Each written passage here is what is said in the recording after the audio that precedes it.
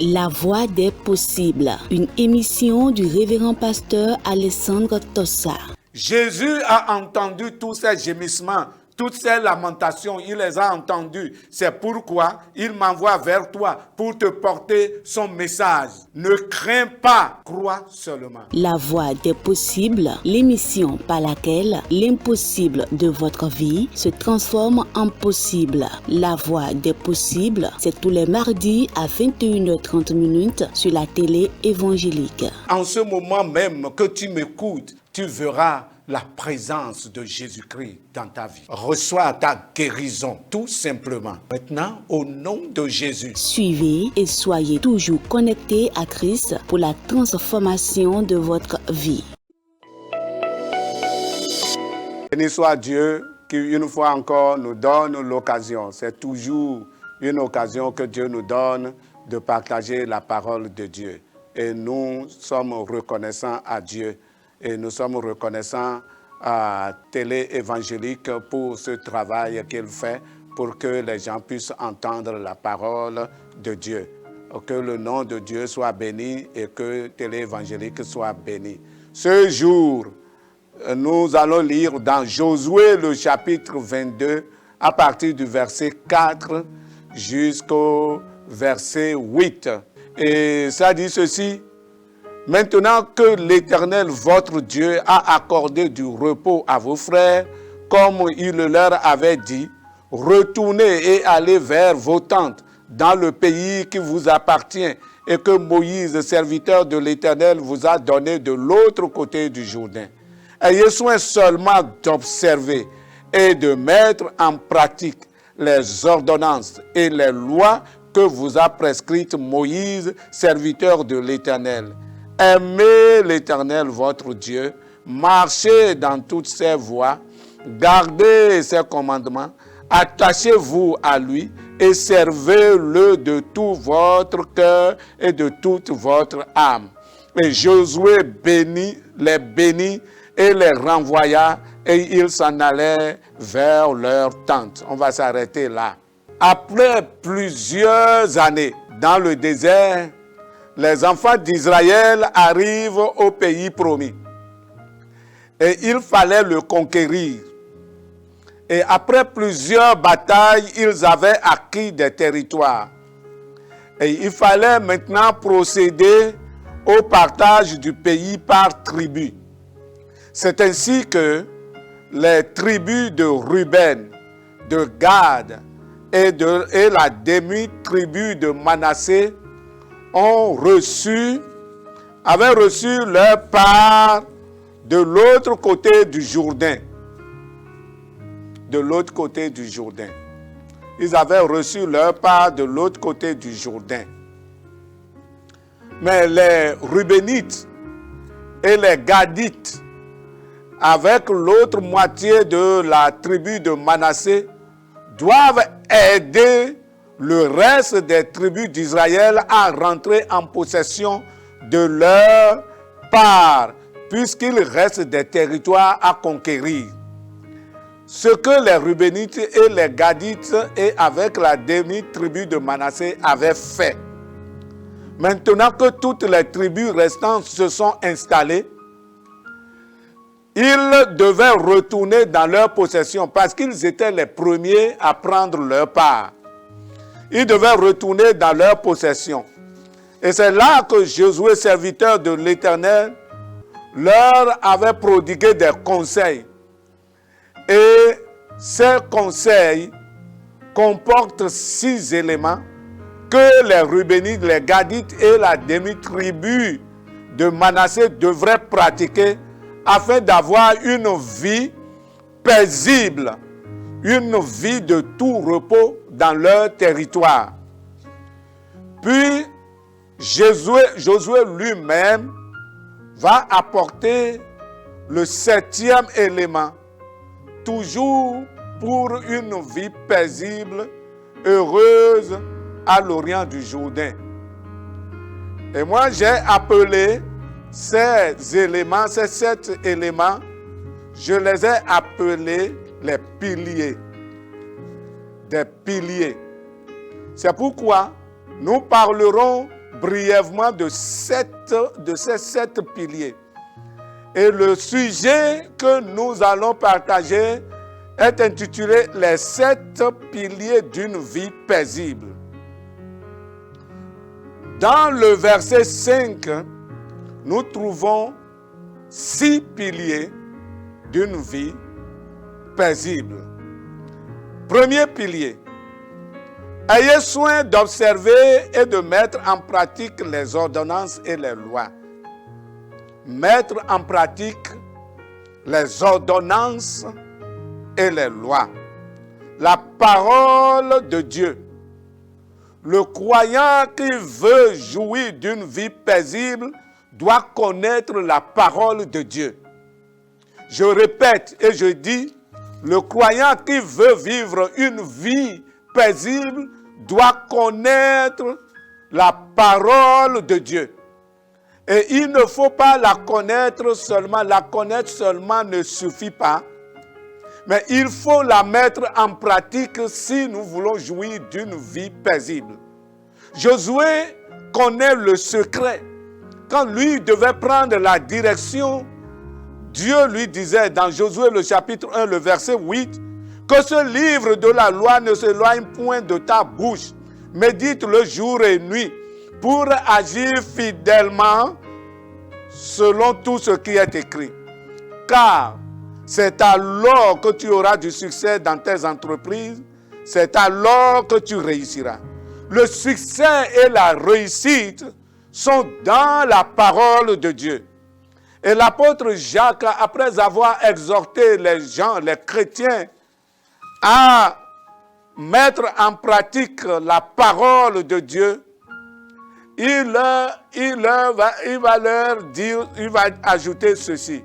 Jacques le chapitre 1, verset 22 et verset 24.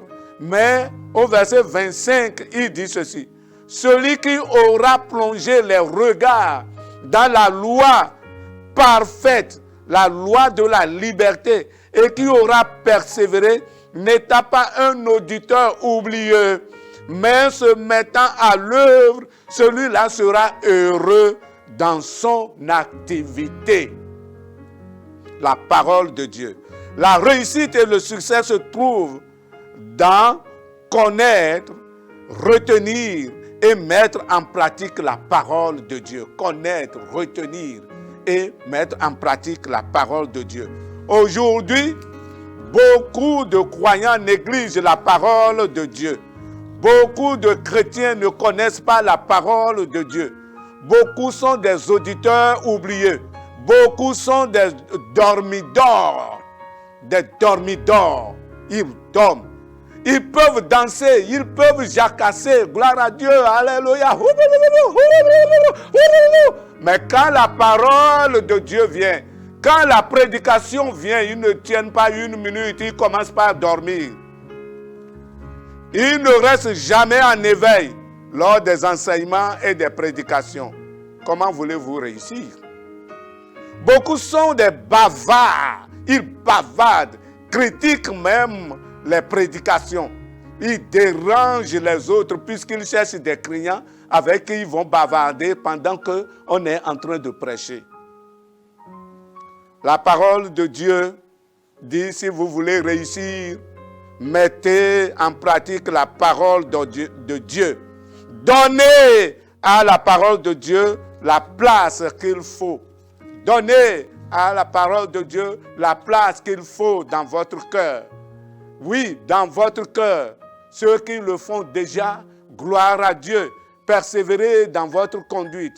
Mais les autres, vous qui négligez la parole de Dieu, vous qui ne la mettez pas en pratique, changez d'attitude et que Dieu, en écoutant ce message, Dieu vous en donne la capacité. Jésus dit que celui qui met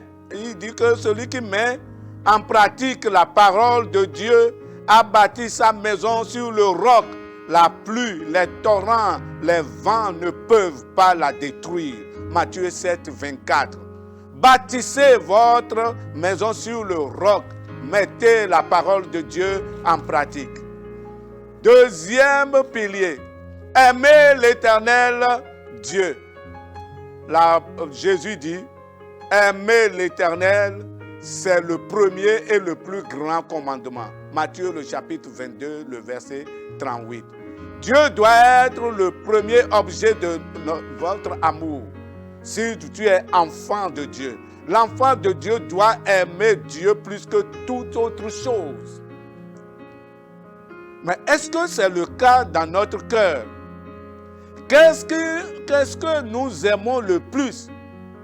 Est-ce Dieu ou autre chose? L'amour pour Dieu est le plus grand pilier pour la stabilité durable du chrétien.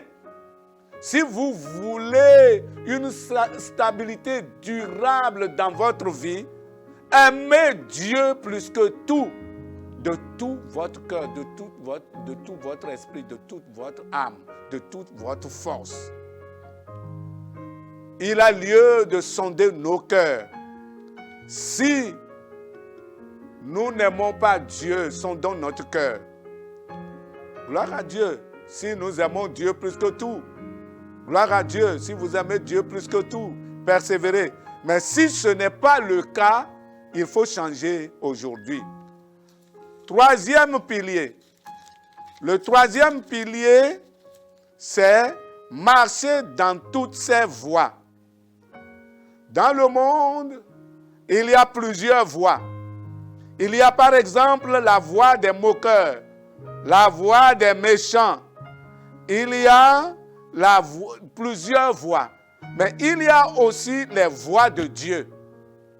Et c'est dans les conduites, les comportements et les paroles, les choix, les prises de position par rapport à la justice et à la vérité qu'on distingue un enfant de Dieu qui marche dans les voies de Dieu. Oui, si un enfant de Dieu marche dans les voies de Dieu, si un serviteur de Dieu marche dans les voies de Dieu, il se distingue par ses conduites, ses comportements, ses choix, ses positions par rapport à l'argent, le sexe opposé, la vérité, la justice, et j'en passe. On doit voir dans l'homme, le chrétien, on doit voir ce qu'il est. Et on doit savoir s'il marche dans les voies de Dieu. Marchez-vous réellement dans les voies de Dieu? Si oui, Dieu, gloire à Dieu, persévérez. Mais sinon, alors aujourd'hui, changez. Que Dieu vous en donne la capacité de changement.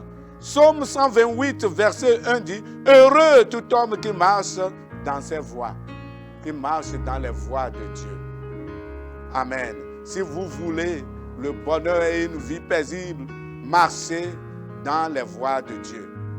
Quatrième pilier, gardez ses commandements. Dans Jean, le chapitre 15, le verset 10, Jésus dit que garder ses commandements stabilise le chrétien dans son amour pour Dieu. Et il dit, si vous gardez mes commandements, vous demeurerez dans mon amour. Si vous gardez mes commandements, vous demeurerez dans mon amour. Et au verset 12, il spécifie le commandement qu'il faut garder. Et il dit, c'est ici mon commandement. Aimez-vous les uns les autres. Aimez-vous les uns les autres. Aimez-vous les uns les autres, comme je vous ai aimé. Au verset 13 de Jean 15, il donne son exemple. Et il dit, il n'y a pas de plus grand amour que de donner sa vie à ses amis. La relation interpersonnelle avec les frères en Christ, avec les dirigeants et avec le prochain en général doivent être entretenus sur la base de l'amour agapé. C'est-à-dire l'amour sans condition, ou encore l'amour désintéressé. Oui, l'amour désintéressé. Je crois que nous comprenons ce que nous sommes en train de dire. Qu'un enfant de Dieu connaît ce qu'on appelle amour agapé. Et quel genre de relation nous entretenons avec les frères en Christ, avec les dirigeants d'église, avec les collègues de service, avec les cohabitants de la maison ou du quartier, avec les dirigeants de votre service. Quel genre de relation avec le prochain? Aimez-vous le prochain comme Christ a aimé? Oui, c'est vrai, personne n'est juste. Personne n'est parfait dans l'Église. Tout le monde fait l'effort de tendre vers la justice et la perfection. Mais l'amour doit prédominer. L'amour doit prendre sa place.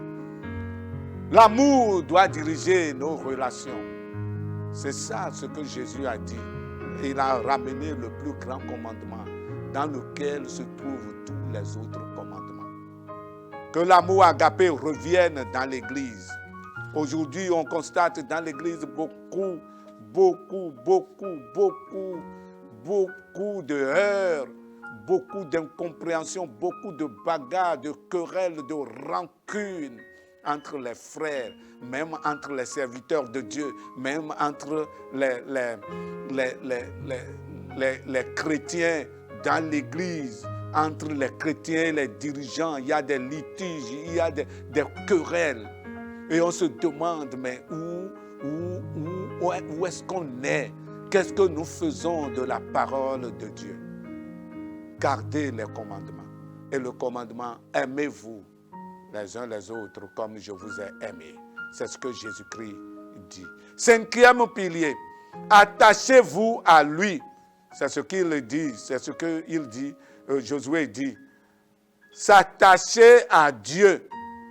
Et Jésus donne l'image de cet attachement dans Jean le chapitre 15, le verset 5. Et il dit, je suis le cep, vous êtes les sarments. C'est-à-dire, je suis le tronc de l'arbre et les croyants, vous constituez les branches. Et pour que la branche, pour vivre et porter de fruits, il faut que les branches soient attachées au tronc. Toute branche qui n'est pas attachée au tronc mourra. De même pour le chrétien, pour jouir, pour que le chrétien jouisse d'une vie chrétienne, fructueuse, authentique, paisible, il faut qu'il soit attaché à Christ et à sa parole. Celui qui est ainsi attaché porte des fruits, c'est ce que Jésus-Christ dit. Et il porte des fruits dignes du Christ et acquiert des capacités surnaturelles. Il reçoit aussi l'exaucement de ses prières. Et Jésus le dit dans Jean 15, le verset 7. Oui, donc, 5e pilier, attachons-nous à Christ. Il y a beaucoup de choses qui tentent de nous prendre, serviteurs de Dieu, qui tentent de nous déconnecter du Christ. Il y a beaucoup de choses qui tentent de tourner notre regard ailleurs. Chrétiens, il y a beaucoup de choses dans ce monde-là. Il y a beaucoup de discours, même parmi tout ce brouhaha, dans tous ces tumultes que Dieu nous donne et donne à chacun la force de s'attacher à Christ. Si vous n'êtes pas vraiment attaché à Christ, en écoutant ce message, revenez à Christ et attachez-vous solidement à Christ si vous voulez une vie fructueuse, une vie où la vie de Christ, la vie de l'Esprit, oui, coule comme de l'eau. Amen. 6e pilier, il dit, servez de tout votre cœur et de toute votre âme. Servez-le. Servez-le. Servir le Seigneur. Ça, c'est avoir une activité au sein de la communauté où vous adorez Dieu. Il y a des gens qui sont dans les communautés, ils ne font rien. Ils ne font rien. Ils ne veulent même pas s'intéresser à quelque chose. Tout ce que les autres, ils ils font et que c'est leur activité, c'est venir à l'église quand ils ont même le temps, parfois quand ils ont le temps, venir à l'église, écouter la parole de Dieu, même ne pas saluer quelqu'un, même avant le dernier Amen, ils sont partis. Et pour cette raison, il y a des gens, quand ils viennent à l'église, ils s'en vont s'asseoir derrière, sur les derniers bancs, à la porte, auprès de la porte, parce qu'au dernier Amen, il va sortir pour partir. Vous vivez comme cela, ce n'est pas une bonne chose. Vous devez avoir une activité dans l'église. Et ensuite, c'est aussi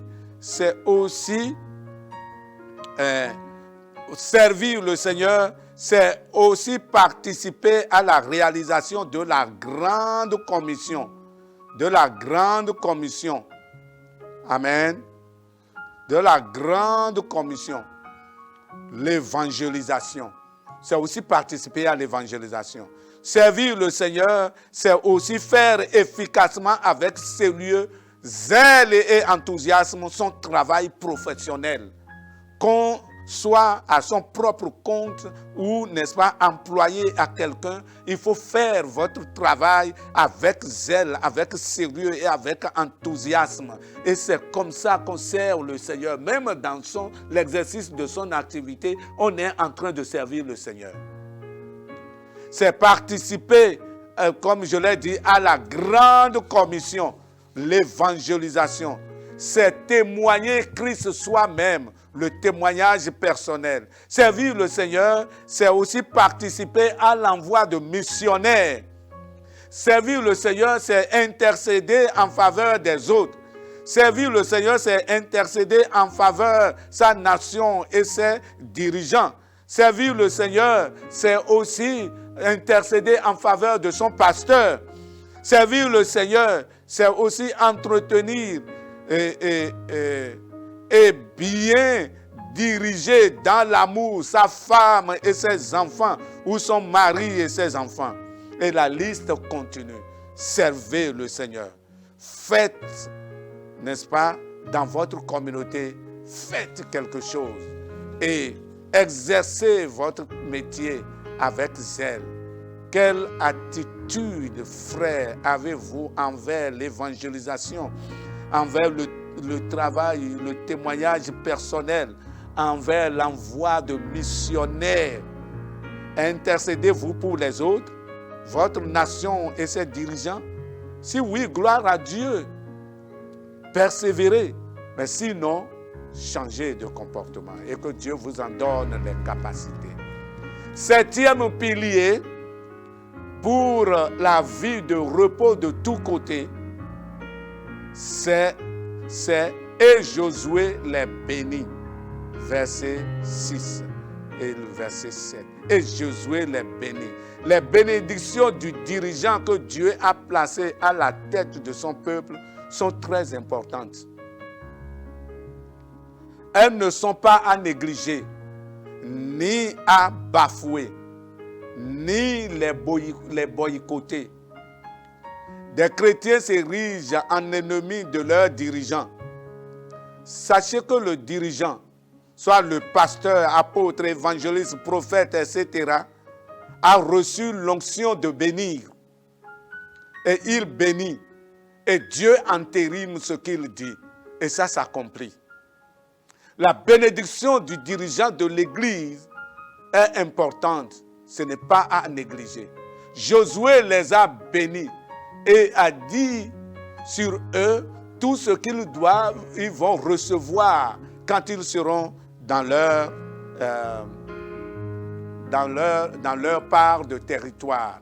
Et c'est pourquoi, dites toujours Amen, n'est-ce pas, aux paroles de bénédiction du serviteur de Dieu. Dites toujours Amen. Dites toujours Amen et recevez cela avec joie. Parce que Dieu l'a choisi pour bénir. Et il bénit. Et vous êtes bénis. À moins qu'il ne soit pas serviteur de Dieu. Et je voudrais dire aux dirigeants, ne maudissez pas le peuple. Ne maudissez pas ceux qui vous manquent d'égard. Ne les maudissez pas, bénissez-les, bénissez le peuple. Le reste est à Dieu. Bénissez le peuple, le reste est à Dieu. Amen. Gloire à Dieu. Voilà 7 piliers pour une vie paisible, une vie de repos. Amen. Et c'est ce que Josué a dit aux Gadites, aux Rubénites et à la demi-tribu de Manassé. Il dit, retournez, mais faites tout cela et vous serez bénis. Et il a prononcé la bénédiction. J'ai reçu la mission de bénir quelqu'un qui m'écoute aujourd'hui. Au nom de Jésus-Christ, sois béni. Au nom de Jésus-Christ de Nazareth, sois béni. Sois béni dans ton travail. Sois béni dans ta santé. Sois béni dans ton foyer. Que tes enfants soient bénis et que ta vie spirituelle prospère. Et que ta vie matérielle prospère. Et que ta vie familiale prospère. Au nom de Jésus-Christ de Nazareth. Et que tout autre obstacle, toute autre malédiction, toute autre parole prononcée sur ta vie soit sans effet. Toute âme forgée contre toi soit sans effet. Toute œuvre diabolique contre toi soit sans effet. Au nom de Jésus-Christ de Nazareth, Amen. Que Dieu te bénisse. À Dieu seul soit la gloire, l'honneur, la puissance et le règne dans tous les siècles. Amen. La voix des possibles, une émission du révérend pasteur Alessandro Tossa. Jésus a entendu tous ces gémissements, toutes ces lamentations, il les a entendus. C'est pourquoi il m'envoie vers toi pour te porter son message. Ne crains pas, crois seulement. La voix des possibles, l'émission par laquelle l'impossible de votre vie se transforme en possible. La voix des possibles, c'est tous les mardis à 21h30 sur la télé évangélique. En ce moment même que tu m'écoutes, tu verras la présence de Jésus-Christ dans ta vie. Reçois ta guérison, tout simplement. Maintenant, au nom de Jésus. Suivez et soyez toujours connectés à Christ pour la transformation de votre vie.